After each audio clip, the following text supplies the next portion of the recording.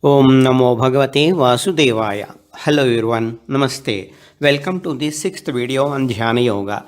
In the fifth video, we had explored some of the one-liner references from the chapter. In today's video, we are going to explore the meaning and context of further one-liner references. The references now on the screen. abhyāsena tu kaunteya vairāgyeṇa gṛhyate. Subdued with perseverance and by detachment, O Arjuna. Nahi kalyana krut kachit durgatim tata gachyati. A transcendentalist is never put to grief, my dear Arjuna. Suchinam srimatangehe yoga bhrashto abhyāyate. The less evolved unsuccessful yogi is reborn in the house of the pious and prosperous. Jignasurapi yogasya sabda brahmati vartate. Even the inquirer of yoga surpasses those who perform Vedic rituals. Tapasvibhyo adhiko yogi jnanibhyo api matodhikaha. The yogi is superior to the ascetic, superior to Vedic scholars. Yoginam api sarvesham madgatena antaratmana.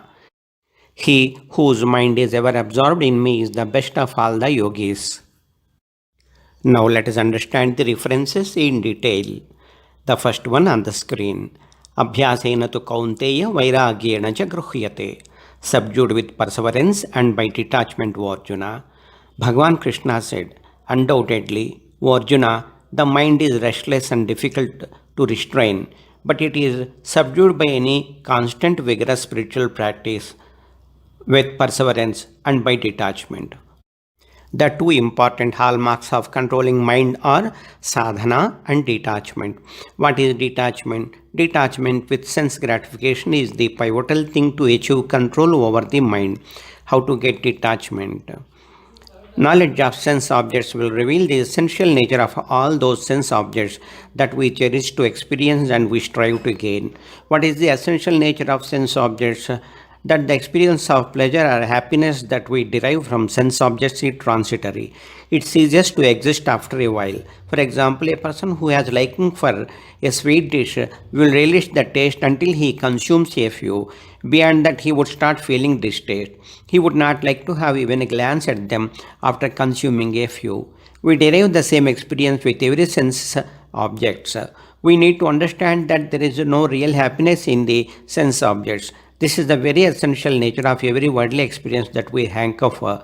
Realizing this essential nature of them, we should develop detachment towards sensual desires so that we will be free from pain, pleasure, like pairs of opposites they bring in with their experience. The second quality required is sadhana. We may realize the essential nature of sense objects. However, our mind is so powerful that it would try to lead us to the same experience, diverting our attention to sense objects. Hence, whenever our mind recalls the memory of the worldly experiences, we should remind ourselves of the essential nature of such experience, the pros and cons of their experience. We have to practice this through our every karma. Such a practice will automatically keep us away from non-self experiences. This sadhana will help us control our minds. We will achieve a stable mind. A stable mind will lead to increased happiness. The next reference. Nahi kalyana krut kaschit durgatim tata gachyati. A transcendentalist is never put to grief, my dear Arjuna. Arjuna wanted to know as to what is the destination of the faithful who deviate from the path of meditation and fail to attain yogic perfection due to an unsubdued mind. Lord Krishna said, spiritual practice performed by yogi never goes to waste, either here or hereafter. A transcendentalist is never put to grief, my dear Arjuna. In the second chapter also, Bhagavan clarified that no effort in the spiritual austerities goes to waste and there is no adverse effect. Even a little practice of this discipline protects one from the cycle of repeated birth and death. The next reference, Suchinam srimatangehe yoga bhrashto abhyāyate. The less evolved, unsuccessful yogi is reborn in the house of the pious and prosperous. This is in continuation of the earlier reference. As an answer to Arjuna's question, Bhagavan said, the less evolved unsuccessful yogi is reborn in the house of the pious and prosperous.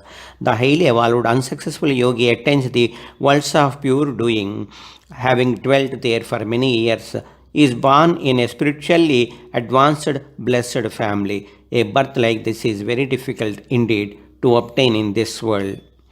The next reference, Jignasurapi yogasya sabda brahmati vartate. Even the inquirer of yoga surpasses those who perform Vedic rituals.